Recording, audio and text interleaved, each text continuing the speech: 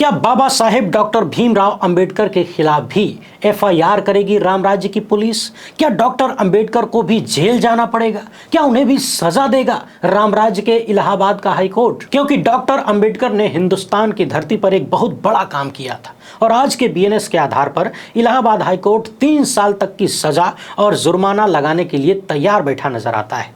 जी हां, इलाहाबाद हाईकोर्ट के 2 जजों की पीठ ने गजब का फैसला लिया है और इस फैसले के साथ जुडिशरी को लेकर बहुत सारे सवाल पैदा हो रहे हैं। सालों पहले एक प्रोफेसर ने ऐसे ही समय का संदेह चेताया था, जो कहा था वही सब कुछ देखने को मिल रहा है। मामला बड़ा गंभीर है, टकटकी लगाकर देखिएगा। आज अंतर्राष्ट्रीय महिला दिवस भी है और इलाहाबाद हाईकोर्ट ही महिलाओं को लेकर कैसे कैसे फैसले कर रहा है उसे भी जरा देखिएगा। मगर उससे पहले एक सवाल का जवाब दे दीजिएगा कमेंट बॉक्स में कि क्या आप अपनी बेटी के साथ दुष्कर्म करने वाले को दामाद बनाना चाहेंगे?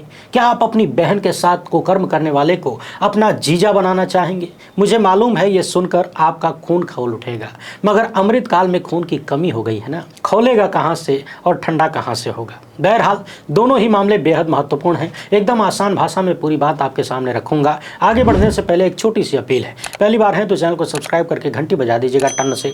हर एक वीडियो को लाइक और शेयर करना जरूरी होता है। ये सारे काम बिल्कुल फ्री हैं, यानी मुफ्त में आप इस आवाज़ को मजबूत कर रहे हैं। इसके अलावा आपको पता है कि हम किसी धन्ना सेठ या राजनीतिक दल के दम पर नहीं चलते, तभी उन मुद्दों पर बात हो पाती है जो आपके लिए ज़रूरी है। वरना सत्ता और सेठों के खर्चे से पलने वाला गोदी मीडिया किस तरह जनता के अधिकारों को कुचल रहा है हम सबके सामने है। ऐसे में ज़रूरी है कि हमारे सामने आर्थिक बाधाएं ना आए, इसलिए इस QR कोड या फिर मोबाइल नंबर का प्रयोग करते हुए जो भी हो सके आर्थिक सहयोग भेजने का प्रयास जरूर करें। बहुत बहुत धन्यवाद। यदि अंबेडकर आज जिंदा होते तो उनके खिलाफ मुकदमा होता, एफआईआर होती और वे जेल भेजे जाते।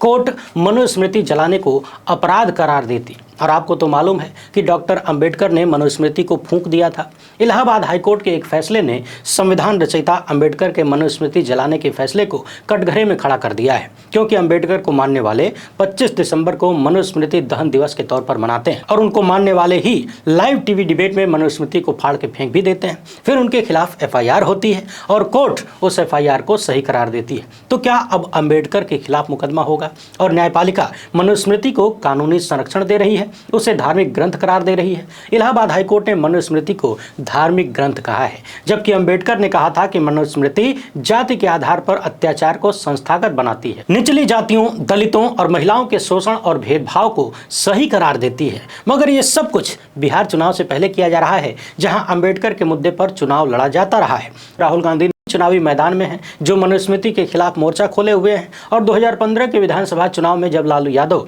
आरएसएस चीफ मोहन भागवत के आरक्षण की समीक्षा वाले बयान के खिलाफ चुनावी मैदान में उतरे तो पूरे बिहार में सावरकर की किताब बंच ऑफ थॉट्स लेकर घूमे और अपने वोटरों को चेताया कि अगर बीजेपी जीत गई तो ये मनुस्मृति लागू करेंगे। और दिसंबर 2024 में विपक्ष के नेता राहुल गांधी ने लोकसभा में दहाड़ करके कहा कि सावरकर तो मनुस्मृति को संविधान से ऊपर मानते थे। सावरकर को कोट करते हुए राहुल गांधी ने कहा कि संविधान के बारे में आरएसएस के सुप्रीम लीडर ने कहा था कि संविधान में भारतीयता जैसी कुछ भी बात नहीं है।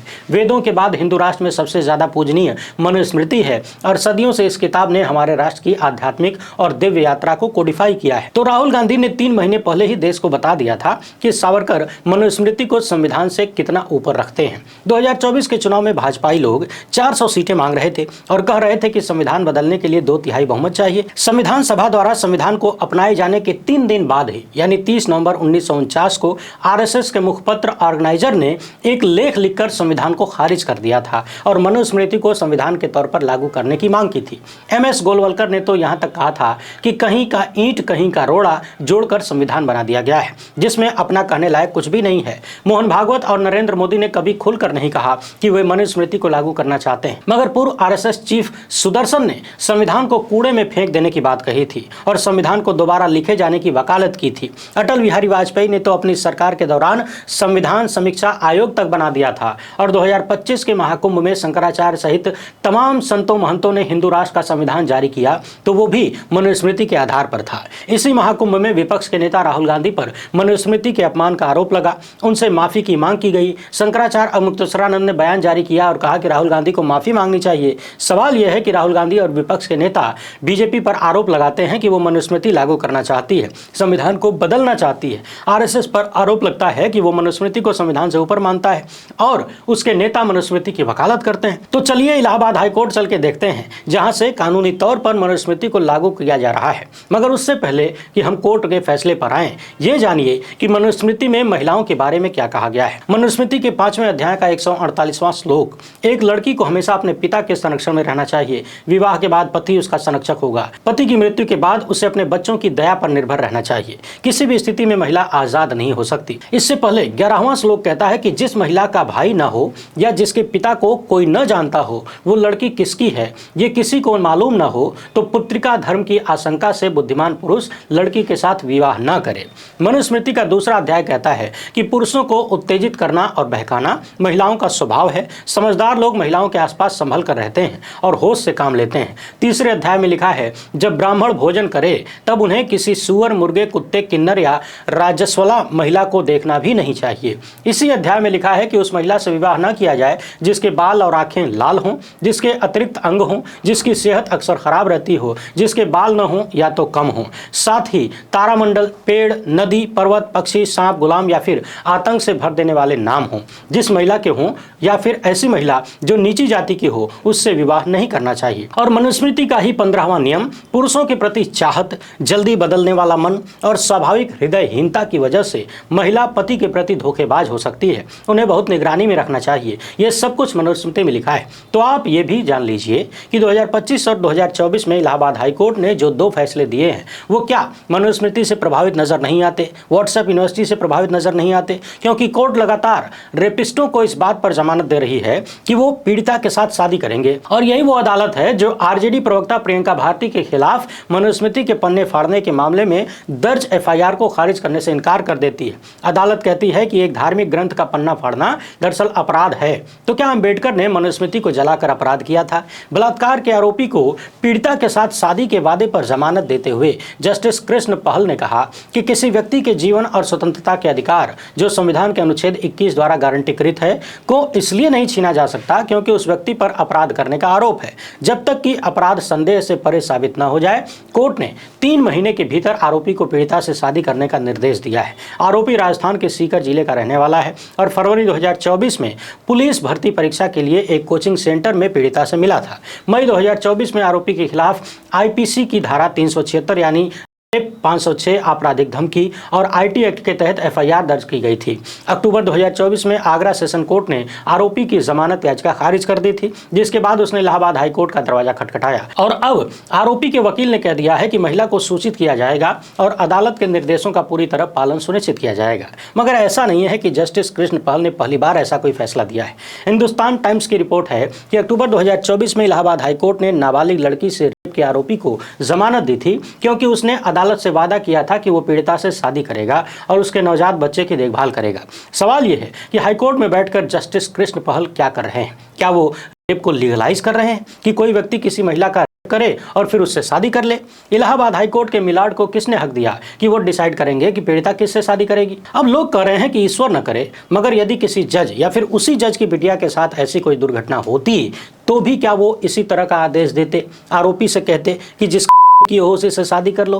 क्योंकि जो फैसला उन्होंने दिया है वो पीड़िता भी किसी की बहन है, किसी की बेटी है और सिर्फ इस बात पर के आरोपी को जमानत दे दी जाए कि वो पीड़िता से शादी करने को तैयार है। एक नागरिक के अधिकारों का उल्लंघन है कि नहीं? ये संविधान को खारिज करना नहीं है क्या? ये फैसला मनुस्मृति से प्रभावित है कि नहीं? और हमने आपको शुरू में ही बताया कि मनुस्मृति का 2वां अध्याय कहता है कि पुरुषों को उत्तेजित करना और बहकाना महिलाओं का स्वभाव है। समझदार लोग महिलाओं के आसपास संभल कर रहते हैं, होश से काम लेते हैं और तभी तो जस्टिस कृष्ण पहल संविधान के अनुच्छेद 21 में दर्ज जीवन और स्वतंत्रता के अधिकारों का जिक्र करके के आरोपी का पक्ष लेते हैं। ऐसे जजों के बारे में 18 फरवरी 2023 को campaign for judicial accountability and reforms webinar में बोलते हुए प्रोफेसर मोहन गोपाल ने चेताया था। डॉक्टर गोपाल ने कहा था कि उन जजों की संख्या जो परंपरावादी हैं, ईश्वरीय तंत्र में विश्वास रखते हैं और जो धर्म में कानून का स्रोत ढूंढते हैं, उनकी संख्या तेजी से बढ़ी है। 2047 तक हिंदू राष्ट्र की स्थापना की 2 पार्ट स्ट्रेटजी का ये पहला फेज है, जिसमें संविधान को खारिज नहीं करना है, बल्कि संविधान को समय जो हो रहा है वो सीधे तौर पर संविधान का उल्लंघन है कि नहीं। लेकिन न तो इस देश के कानून मंत्री को इसकी चिंता है और न ही सुप्रीम कोर्ट को, क्योंकि जो हो रहा है वो सत्ता की चाहत है। और इसी हाई कोर्ट के 2 जजों ने आरजेडी नेता प्रियंका भारती के खिलाफ दर्ज एफआईआर को रद्द करने से इनकार कर दिया। जज विवेक कुमार बिड़ला और जज अनीश कुमार गुप्ता की बेंच ने कहा कि किसी धर्म विशेष की पवित्र पुस्तक को फाड़ने से प्रथम दृष्टया पता चलता है कि एक संज्ञेय अपराध किया गया है। अदालत इस तथ्य को नजरअंदाज नहीं कर सकती कि प्रियंका भारती उच्च शिक्षित हैं और एक राजनीतिक दल के प्रवक्ता के रूप में टीवी चैनल की बहस में भाग ले रही थी, इसलिए यह दलील नहीं दे सकती कि यह कृत्य अज्ञानता में किया गया है। प्रियंका भारती ने अलीगढ़ के रोरावर थाने में भारतीय न्याय संहिता की धारा 299 के तहत दर्ज प्राथमिकी को रद्द करने की मांग करते हुए कोर्ट का दरवाजा खटखटाया था। उन्होंने कहा था कि किसी व्यक्ति या धर्म की भावनाओं का अपमान करने का कोई इरादा या जानबूझकर किया गया प्रयास नहीं था ये, मगर कोर्ट ने एफआईआर को रद्द करने से इनकार कर दिया। दरअसल गृह मंत्री अमित शाह ने संसद में बोलते हुए कहा था कि आजकल अंबेडकर अंबेडकर अंबेडकर करने का फैशन हो गया है, इतना नाम अगर भगवान का लेते तो 7 जन्मों का स्वर्ग मिल जाता। 18 दिसंबर 2024 को इंडिया टीवी पर अमित शाह के बयान पर बहस के दौरान प्रियंका भारती ने सावरकर को कोट किया था, जिन्होंने संविधान निर्माता के बारे में कहा कि अंबेडकर जैसा व्यक्ति भिक्षु अंबेडकर हो जाए तो भी किसी हिंदू को सूतक नहीं लगने वाला। जहां बुद्ध स्वयं हार गए वहां अंबेडकर किस झाड़ की पत्ती हैं। प्रियंका भारती ने कहा था कि इसी सावरकर से प्रेरित अमित शाह ने बाबा साहेब का अपमान करने की जरूरत की, इसलिए इनके भगवान मनु की मनुस्मृति को हर बार फाड़ूंगी। और फिर लाइव डिबेट में उन्होंने मनुस्मृति के पन्ने फाड़ दिए थे। अंबेडकर के साथ पेरियार, फूले और तमाम प्रगतिशील बुद्धिजीवियों ने मनुस्मृति का विरोध किया है। सच्चाई ये भी है कि किसी भी शंकराचार्य या आरएसएस के सरसंघचालक ने मनुस्मृति को कभी खारिज नहीं किया, और अब हाईकोर्ट ने मनुस्मृति के पन्ने फाड़े जाने को अपराध करार दे दिया है। मतलब अंबेडकर को सवालों के घेरे में खड़ा कर दिया है, उनके किए पर उंगली उठा दी है। 25 दिसंबर 1927 को मनुस्मृति चलाकर अंबेडकर ने दलितों, पिछड़ों और आदिवासियों को बता दिया था कि ये किताब तुम्हारी भलाई के लिए नहीं है, ये इतनी खराब है कि इसे जला दिया जाना चाहिए। मनुस्मृति को जजों द्वारा पवित्र धार्मिक ग्रंथ बताना दरअसल महिलाओं का अपमान नजर आता है। दलित, पिछड़ा और आदिवासी विरोधी है और ये जजों को मनुवादी भी साबित करता है। सवाल यह है कि क्या हाईकोर्ट के मिलाड लोग अपने घरों में महिलाओं के साथ मनुस्मृति जैसा ही दुर्व्यवहार करते हैं, अपनी बच्चियों के साथ यही करते हैं? मत भूलिए कि इसी इलाहाबाद हाईकोर्ट में जस्टिस शेखर यादव भी हैं, जिन्होंने विश्व हिंदू परिषद के मंच से मुसलमानों को कठमुल्ला कहते हुए नफरती भाषण दिया था और उनके खिलाफ अभी तक कोई एक्शन नहीं हुआ। बावजूद इसके कि सुप्रीम कोर्ट कॉलेजियम के सामने जस्टिस यादव की पेशी हुई थी और कोर्ट ने उनसे सार्वजनिक माफी मांगने को कहा था, मगर जस्टिस यादव ने माफी नहीं मांगी। मांगेंगे भी कैसे जब बड़े बड़े नेता लोग उनके साथ खड़े हैं। राज्यसभा में विपक्ष के सांसदों ने महाभियोग प्रस्ताव का नोटिस भी दिया है, जिस पर 55 राज्यसभा सांसदों ने हस्ताक्षर किए हैं, मगर राज्यसभा चेयरमैन जगदीप धनखड़ ने कह दिया कि हाईकोर्ट के किसी भी जज को हटाने का अधिकार संसद के पास है। सवाल यह है कि क्या आरजेडी मनुस्मृति के मुद्दे को लेकर बिहार चुनाव में उतरेगी, क्योंकि 2015 की तरह ही मनुस्मृति का मुद्दा उसे थाली में परोस के मिल गया है। संविधान का अपमान करने वालों के खिलाफ अब तक देश में कहीं कोई मुकदमा दर्ज हुआ हो, कोई कार्रवाई हुई हो? हाल फिलहाल में ऐसा कुछ सुनने को तो नहीं मिलता है। अमित शाह के खिलाफ अंबेडकर के अपमान का एक मामला दर्ज हुआ है, लेकिन वो संविधान के अपमान का नहीं है। एक तरफ तो कोर्ट को जमानत दे रहा है कि वो रेप पीड़िता से शादी करेंगे और दूसरी तरफ उत्तराखंड में पूछा जा रहा है कि बताइए आप किसके साथ लिव इन में रहते हैं। मतलब कोर्ट और सरकार दोनों एक ही पिच पर खेलते हुए नजर आ रहे हैं। कोर्ट तय कर रहा है कि आप किसके साथ शादी करेंगे और सरकार पूछ रही है कि आप किसके साथ रिश्ते में हैं, उसे रजिस्टर कराइए, हमको बताइए। मोरल पुलिसिंग का ठेका अब संस्थागत रूप लेने लगा है। क्या सुप्रीम कोर्ट मनुस्मृति पर इलाहाबाद हाईकोर्ट के फैसले का संज्ञान लेगा? क्योंकि अंबेडकर ने कहा था कि मनुस्मृति दलितों, पिछड़ों और आदिवासियों के खिलाफ साफ है और जाति के आधार पर भेदभाव को जायज ठहराता है, जो कि संविधान में दर्ज समानता के मौलिक अधिकार के खिलाफ है। बाकी देखते जाइए अमृतकाल में और क्या क्या होना बाकी है, क्या क्या देखना बाकी है। फिलहाल इतना ही। वीडियो पसंद आई हो तो ज़्यादा से ज़्यादा लोगों तक पहुंचाएं। पहली बार हैं तो चैनल को सब्सक्राइब कर लीजिए। हमसे जुड़ने के लिए बहुत बहुत धन्यवाद। जय हिंद।